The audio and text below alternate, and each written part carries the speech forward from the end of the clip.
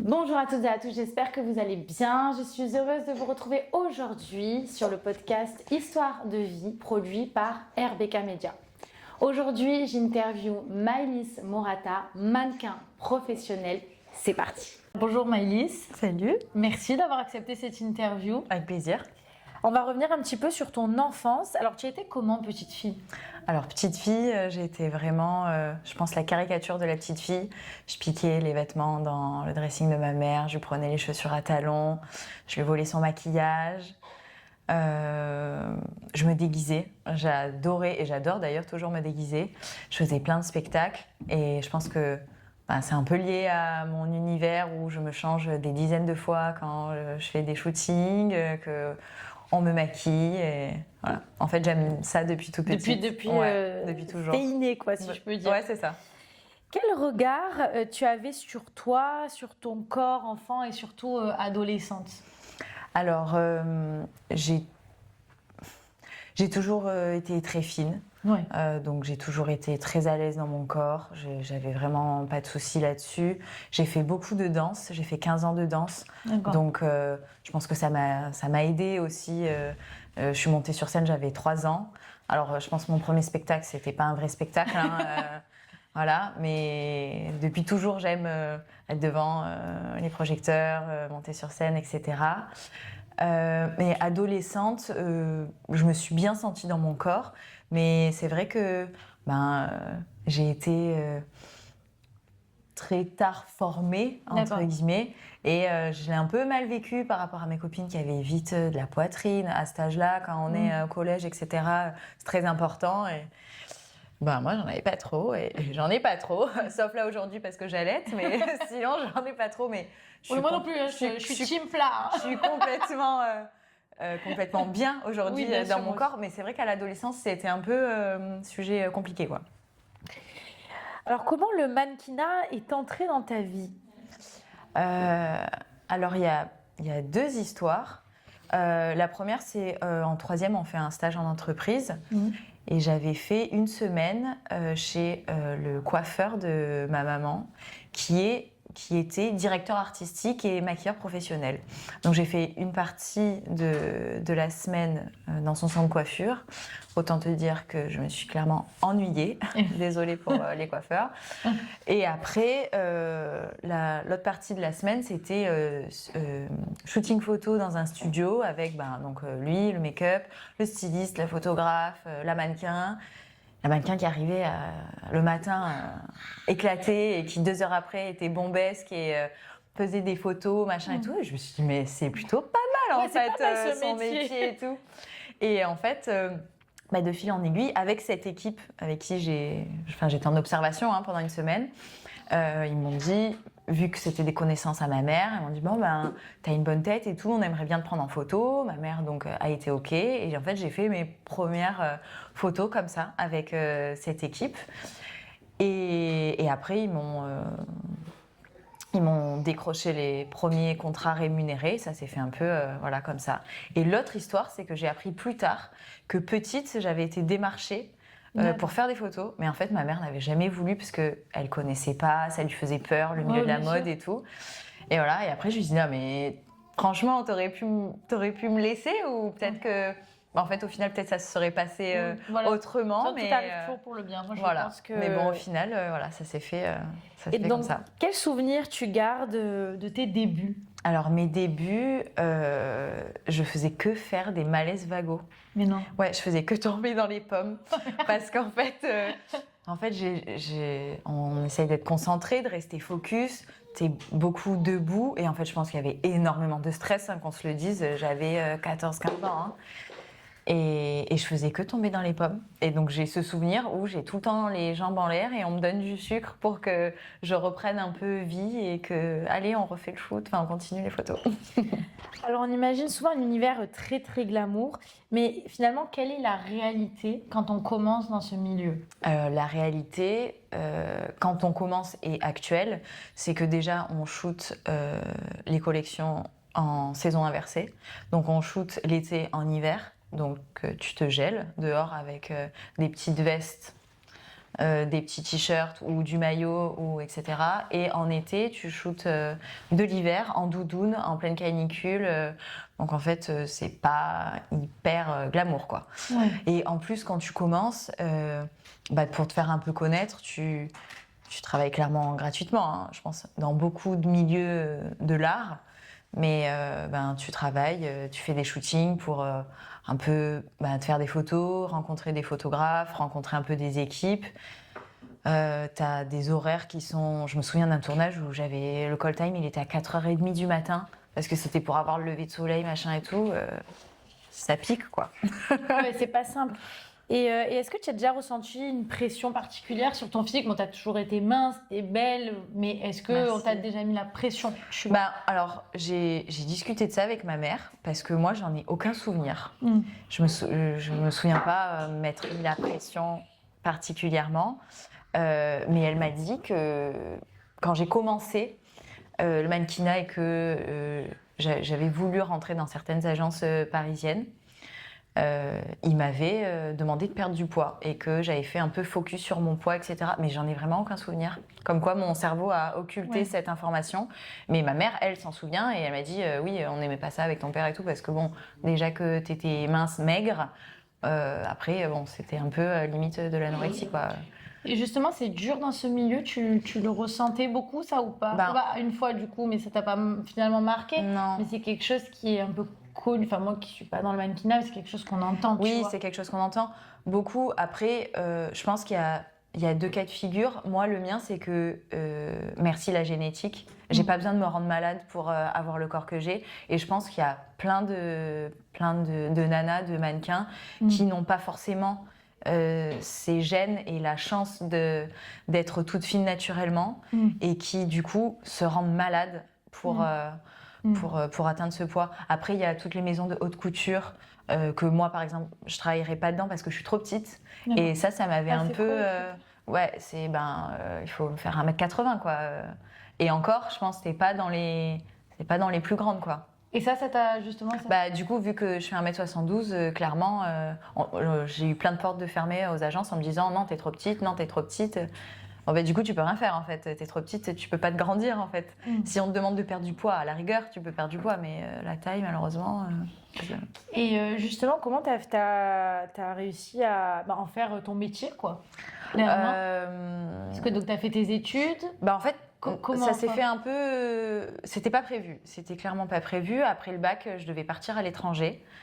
Et au final, ça s'est pas fait parce que je suis restée pour mon ex de l'époque. Et en fait, j'étais partie de chez mes parents pour habiter avec lui. Sauf que mes parents, ils m'ont dit « T'es gentille, ma cocotte, mais en fait, tu te débrouilles, hein, on va pas te financer. » Donc du coup, j'avais déjà commencé cet à côté à me faire un peu d'argent. Je pouvais clairement pas en vivre. Je faisais des petits boulots de serveuse à droite à gauche. Et en fait, ça s'est fait naturellement. J'ai eu de plus en plus de contrats. Je me suis fait un peu connaître dans le sud. Et jusqu'au jour où je me suis dit, lance-toi à fond. Et en fait, ça a marché. Et est-ce que tu as une routine particulière justement pour rester en forme, pour rester svelte? Alors là, aujourd'hui, je suis en postpartum de 4 mois. Donc, j'ai pas encore... on dirait pas. Ouais. C'est le deuxième, on dirait pas. J'ai pas encore repris le sport. Mais quand je pourrais le reprendre, je faisais, avant mon premier, je faisais beaucoup d'électrostimulation. D'accord. Je sais pas si tu connais. Oui, très bien. Voilà, ça c'est vraiment gain de temps et de résultats. J'ai trouvé ça vraiment hyper efficace. Et voilà, après, comme je t'ai dit, j'ai fait beaucoup de danse. J'ai fait 15 ans de danse.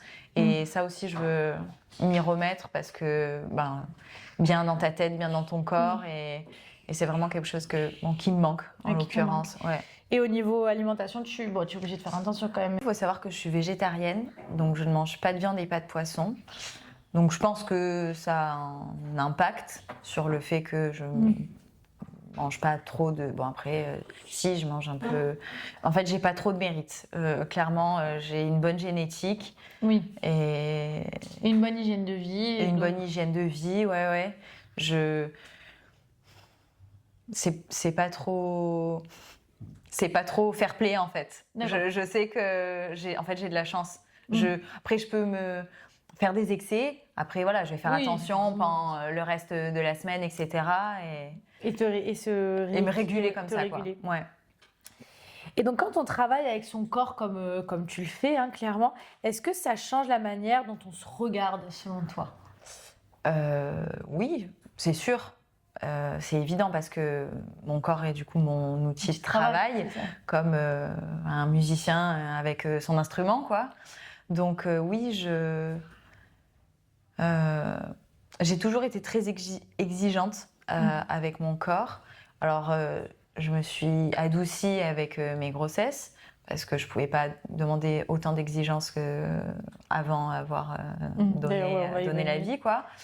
Mais oui, j'ai un regard très critique sur moi, même quand on débriefe, quand on regarde les photos d'après-shoot, etc. On me dit tout le temps, oh là, mais t'es super dur, quoi. Mais ouais, en fait, je suis très critique sur moi. Voilà. Alors aujourd'hui, tu as 2 enfants petits, tout petits, oui. Qui sont avec nous d'ailleurs. Oui, on les entend. Comment tu as vécu l'arrivée de ton premier enfant? Parce que en tant que mannequin, en plus tu vois, mannequin, c'est pour ça que j'ai voulu t'interviewer, parce que c'était ça qui m'intéressait. En plus, on est le mois de la femme, le mois de mars, et c'est ça qui m'intéressait, c'était justement une mannequin donc qui travaille avec son corps, qui doit toujours être nickel finalement, et qui voit son corps changer parce qu'elle donne la vie. Comment tu as vécu ça?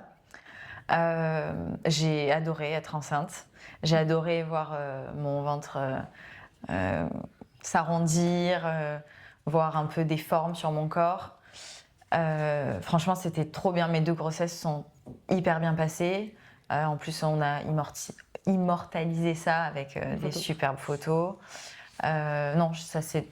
J'ai hyper bien accueilli les grossesses. T'anticipais pas le truc de te dire je vais prendre du poids, ça risque de perturber un petit peu. J'ai fait attention, j'ai un peu fait attention, mais je me suis quand même fait plaisir parce que je me suis dit c'est pas tous les 3-4 matins que tu vas être enceinte. Bien sûr. Donc quand j'avais envie de quelque chose, je le mangeais. Mais oui, je me disais, bon, tu peux pas te permettre de prendre 25 kilos, quoi. C'est pas comme une fille lambda. Toi, c'était vraiment ton métier. Oui, parce qu'il fallait quand même que, post-accouchement, il fallait que je perde... Enfin, il faut que je retrouve mon corps, quoi, pour que je revienne sur le marché et retravailler, quoi. Bien sûr. Et du coup, comment... donc, t'es mariée, t'as le papa... Comment il t'accompagne dans ce travail-là? Parce que quand même, tu sais, quand t'es avec un mannequin, je me dis, t'es souvent du coup dénudée, ce genre de choses. Il est pas mannequin. Non, toi, je me suis mal exprimée, pardon. Comment il t'accompagne, toi, dans ton métier? En fait, on s'est rencontrés dans le travail. C'est une question qui n'était pas prévue, mais que je pose.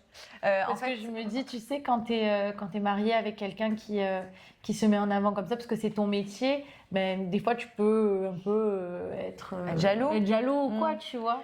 Alors après, on s'est rencontrés. En fait, il m'a embauchée en tant que mannequin. Mannequin showroom. Okay. Pour la marque G-Star à l'époque, pour laquelle il travaillait.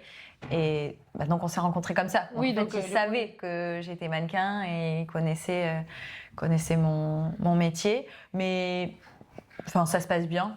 Pas, après, je fais pas de nude, ou des contrats qui peuvent mettre à mal notre couple, ou tu vois. Oui, bien sûr. Mais non, il a toujours aimé ce que je fais. Et voilà, après, comme je t'ai dit, il me soutient. Et on s'est rencontrés comme ça. Donc, voilà. Et tu as travaillé enceinte? J'ai travaillé enceinte. Ouais, j'ai continué de travailler enceinte pour les 2. C'était très cool d'ailleurs parce que ça me manquait en fait d'aller travailler, de me faire maquiller, de faire des photos en fait, parce que je kiffe trop mon travail. Et j'ai continué de travailler enceinte jusqu'à tard d'ailleurs. Du coup, tu faisais des photos pour des marques de femmes? J'ai fait des photos pour des marques de maternité et même d'allaitement pour après. D'accord. Et après, j'ai fait des photos perso avec des photographes et des équipes avec qui j'adore travailler. Ok. Parce que tu as tes équipes, toi, ou c'est à chaque fois ça change? Ça change, mais dans le sud, c'est un petit microcosme en fait, donc tu connais facilement. Puis surtout que ça fait des années que oui, maintenant que je ça fais fait ça. combien de temps du coup? Ça fait plus de 10 ans. Ah ouais. Donc c'est bon, là, du monde, tu connais un petit peu. Ouais. Et est-ce que comment tu as vécu le regard du milieu de la mode finalement après tes grosseurs? Ça n'a rien changé parce que finalement tu as recommencé à travailler vite? J'ai recommencé à travailler vite pour mes 2 grossesses. Donc en fait, il y avait énormément de bienveillance avec mes clients. J'ai retravaillé avec quasiment tous mes clients après. Donc c'était super. Combien de temps après? C'était super cool. Charlie, je crois que j'ai fait mon premier shoot, ça faisait un peu moins de 3 mois, 2 mois et demi que j'avais accouché. Mais t'imagines, c'est ça que je trouve ouf. C'est-à-dire que tu as fait un shoot 2 mois après avoir accouché. Mais attends, c'était pour Charlie. Oui, mais bon. Ah non, pour James, j'ai fait mon premier shoot 3 semaines après avoir accouché. C'est pour ça que je te dis ça. Mais non, mais tu vois, c'est ça qui est ouf. Et ton corps, en fait, il est revenu nickel, quoi. Enfin, c'est incroyable. Ben ouais, j'avais bien perdu. C'est incroyable. Alors pour le deuxième, ça a mis un peu plus de temps que le premier. Mais ouais.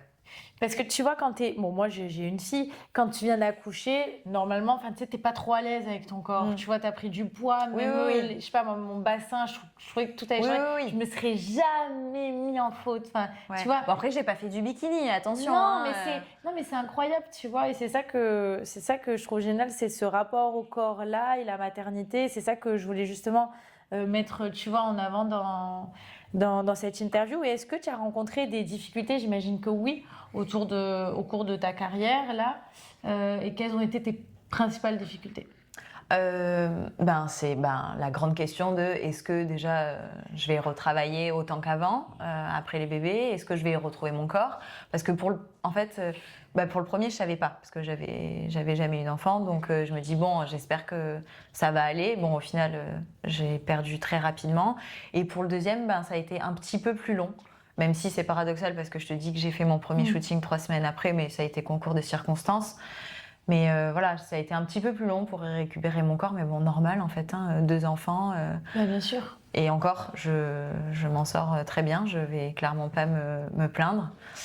Mais oui, le rapport au corps c'est magique en fait, parce que le corps il porte la vie et puis après il reprend son apparence quasi comme avant et en fait j'ai pu recommencer à travailler.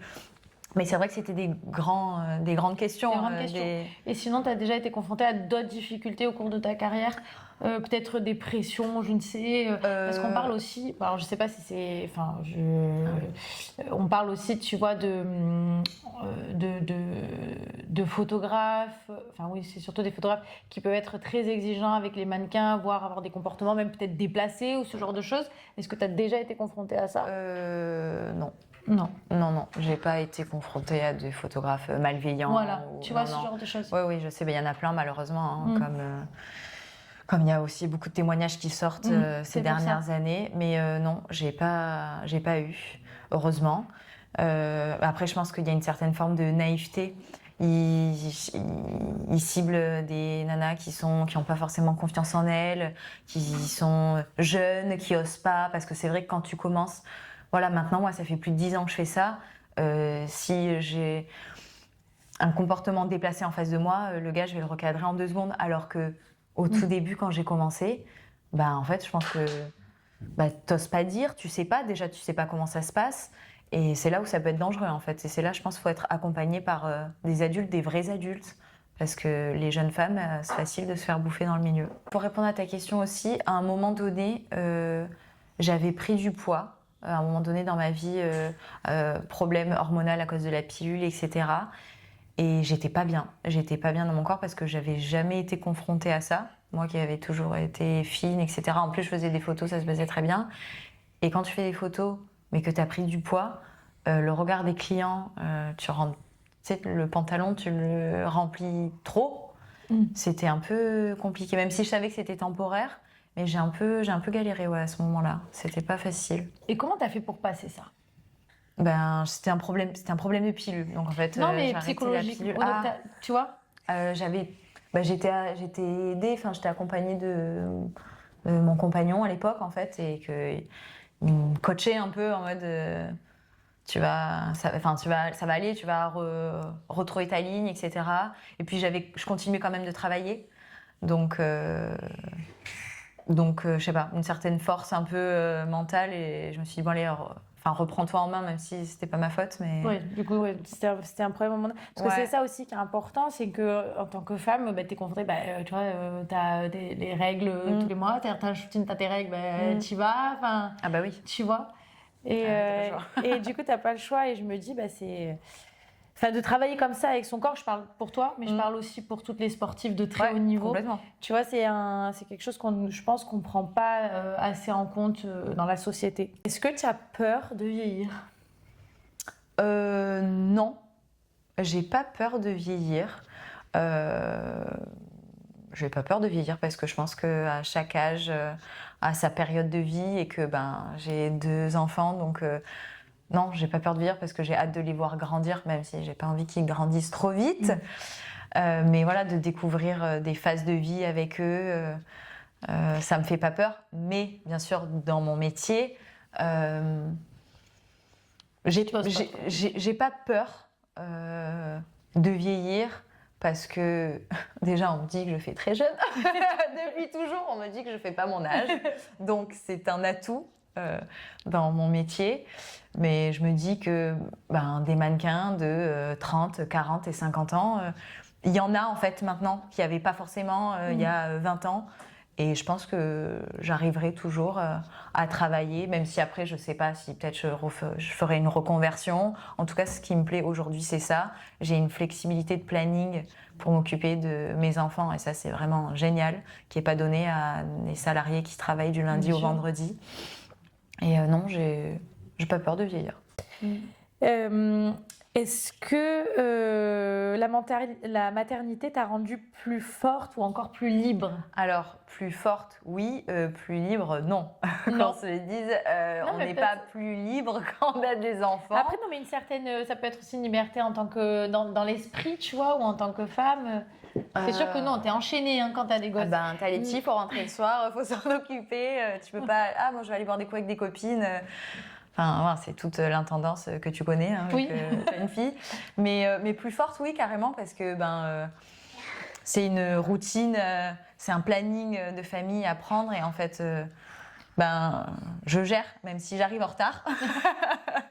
On aurait dit. Même si j'arrive en retard, j'adore m'occuper de mes enfants, les avoir avec moi, les emmener à droite, à gauche. Oui, c'est une force. C'est sûr, c'est une force.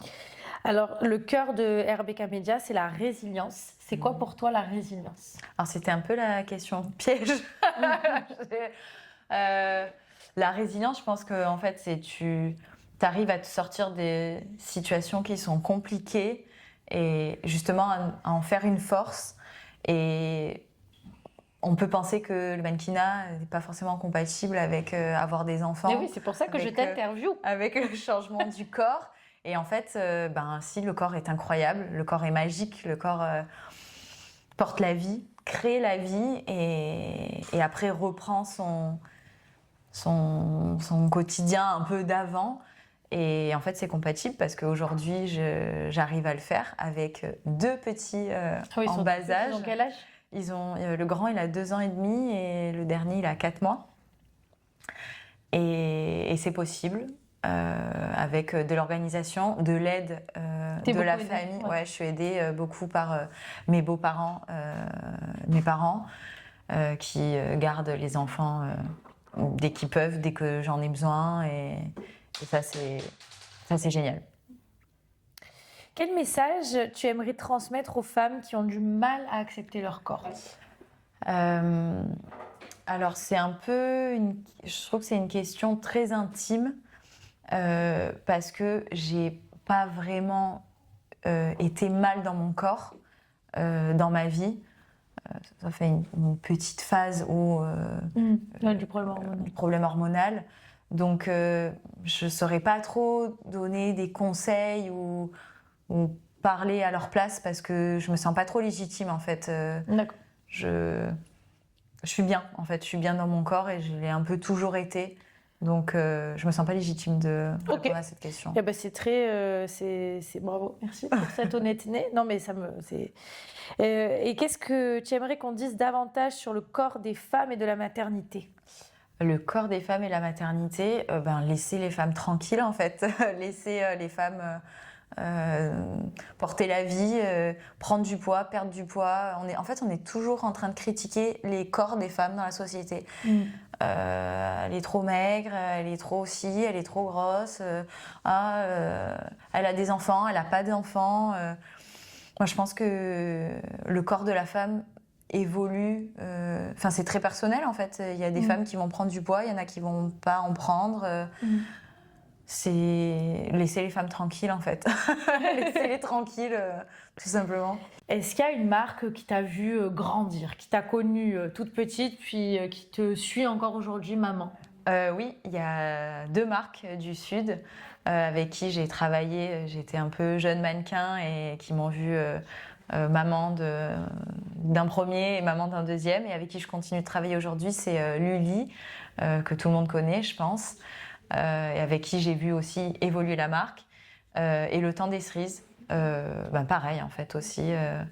C'est vraiment ces deux grosses marques qui m'ont vu, qui ont vraiment vu l'évolution, je trouve, de Maëlys. Aujourd'hui, qu'est-ce qui te rend la plus fière dans ton parcours? Aujourd'hui, j'ai la chance de pouvoir vivre de mon métier et de mon métier qui m'anime et de ma passion, si on peut dire ça, dans le sud de la France. Et donc en fait, je suis chez moi tout le temps avec ma famille et mes enfants. Et je pense que, je le sais, c'est pas donné à tout le monde. Et vraiment, j'ai cette chance-là d'avoir tissé mon réseau ici et de pouvoir en vivre, tout simplement. Écoute, merci beaucoup Maëlys pour cette interview. Mais merci à toi. Et on se dit à bientôt, et sinon on te suit. Je vous suis aussi sur les réseaux. Merci.